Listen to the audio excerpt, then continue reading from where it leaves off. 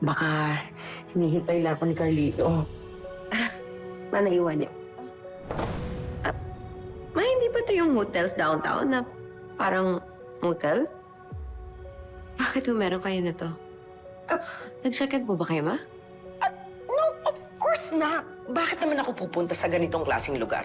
Nasa bag niyo po eh.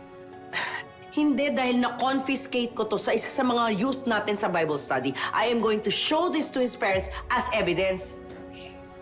Sorry, ma. I didn't mean to offend you. Na-curious lang po talaga. Or sabihin mo, you always think the worst of other people.